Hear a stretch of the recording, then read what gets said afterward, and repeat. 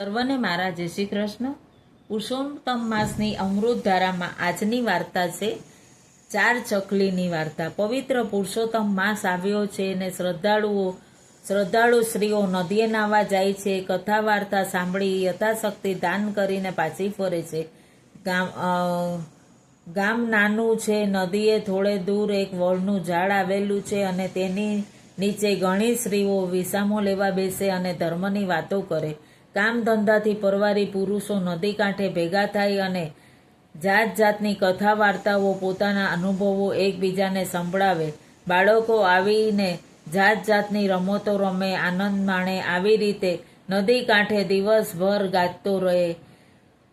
એક કહે છે ઉપવાસનું ફળ મોટું છે. ઉપવાસ કરે તેને રાજ સાહેબી મળે. ઉપવાસ કરે તેનું પુણ્ય ધર્મરાજાને ત્યાં ચિત્રગુપ્તના ચોપડામાં નોંધાય. બીજો કહે અને બીજી કહે કે હા અને ધારણા પારણા કરે એ નગર શેઠના ઘર જેટલો વૈભવ મળે. અને બહેન ઉપવાસનો અને વ્રતનો મહિમા તો ગાઈએ એટલો ઓછો છે. ત્રીજી કહે હા ભાઈ હા, કોઈ એકટાણું કરે તેને પણ સાધારણ સુખ મળે.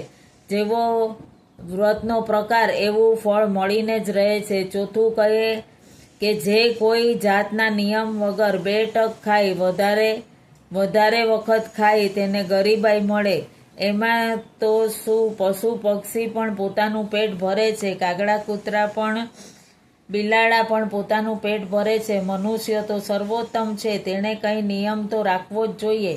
આ બધું ઝાડ પર બેઠેલી 4 ચકલીઓએ સાંભળ્યું અને આ વાતનું પારખું લેવાનું મન થયું.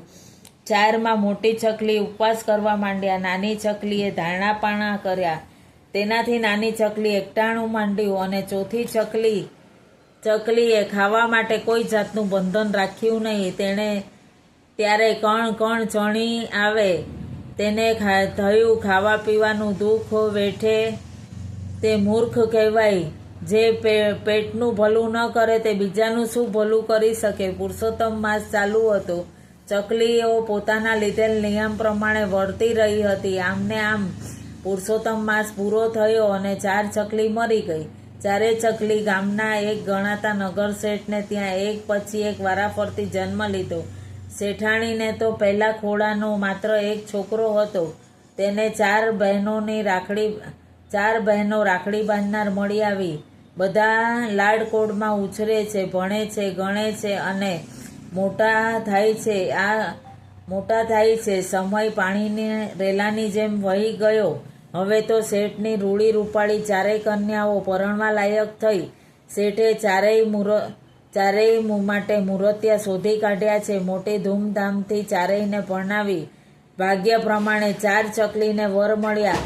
સૌથી મોટી દીકરીને રાજાના કુંવર સાથે પરણાવી. તેનાથી નાની છોકરીને વણિક જોડે પરણાવી. તેનાથી નાનીને સાધારણ સુખી ઘરમાં પરણાવી અને સૌથી નાનીને સાવ ગરીબ ઘરમાં પરણાવી. ખરેખર ભાગ્યની લીલા અકળ છે. ચારેય પરણીને પોતપોતાને સાસરે ગઈ. પછી નગર શેઠના દીકરાના લગ્ન લેવાયા અને નગર શેઠે 4 છોકરીને ઘેર આમંત્રી. ચારેયમાં સૌથી નાની હતી તે તુરંત ગઈ. તેનાથી મોટી 3 દિવસ પછી જવાનું નક્કી કરી બેઠી. તેનાથી મોટી 2 દિવસ પછી અને સૌથી મોટી 1 જ દિવસ પછી જવા તૈયાર થઈ. આ પ્રમાણે 4 બહેનો ભાઈના લગ્નમાં ભાગ લેવા આવી. ઘણી ધામધૂમથી ભાઈના લગ્ન પતી ગયા. સૌ પોતપોતાના ઘરે જવા તૈયાર થઈ ત્યારે નગર શેઠે મોટી દીકરીને 20 તોલા, તેનાથી નાનીને 15 તોલા, તેનાથી નાનીને 10 તોલા સોનું આપ્યું અને જ્યારે સૌથી નાનીને વાલની વીંટી પણ આપી નહીં. તેથી તો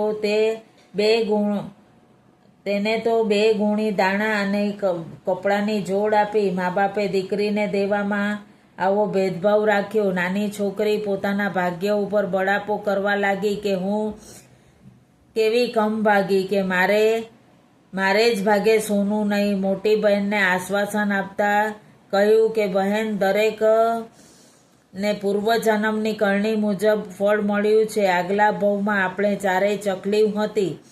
એક વેળા અધિક માસમાં આપણે પુરુષોત્તમ ભગવાનનું વ્રત કર્યું હતું. ખાવા પીવાનો કોઈ નિયમ રાખ્યો નહીં.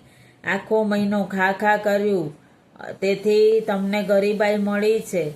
તારાથી મોટી એકટાણા કર્યા એટલે આ ભવમાં તેને સાધારણ સુખી ઘર મળ્યું. તેનાથી મોટીએ ધારણા પારણા કર્યા એટલે તેને નગર શેઠનું ઘર મળ્યું.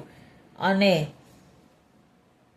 મેં વ્રત દરમિયાન ઉપવાસ કરેલા તેના ફળ રૂપે આ ભવમાં રાજ સાહેબી મળી છે. મોટી બહેન, હવે જ્યારે પુરુષોત્તમ માસ આવે ત્યારે ભાવથી પુરુષોત્તમ ભગવાન મોટી બહેન કહે છે, હવે પુરુષોત્તમ માસ આવે ત્યારે ભાવથી પુરુષોત્તમ ભગવાનનું વ્રત કરજે. આખો મહિનો શુદ્ધ ભાવથી નદીએ સ્નાન કરજે, કાંઠાગોરની વાર્તા સાંભળજે, ઉપવાસ કરજે, યથાશક્તિ દાન પૂન કરજે, જેથી પુરુષોત્તમ ભગવાન તારા ઉપર પ્રસન્ન થશે. તને સુખ સમૃદ્ધિ મળશે, મોટું ફળ સમૃદ્ધિ મળશે. મોટું ફળ ઉપવાસનું મોટો છે મહિમાય. ઉપવાસીને વ્રત ફળે વાર લાગે જરાય. પુરુષોત્તમ ભગવાનના વ્રતમાં ભાવિકો જેવી ભક્તિ કરે તેવું ફળ મળી રહે છે. ઇતિ શ્રી પુરુષોત્તમ માસની અમૃતધારામાં આજની વાર્તા 4 ચકલીની વાર્તા સંપૂર્ણ. શ્રી પુરુષોત્તમ ભગવાનને અર્પણ. આપ સર્વને મારા જય શ્રી કૃષ્ણ.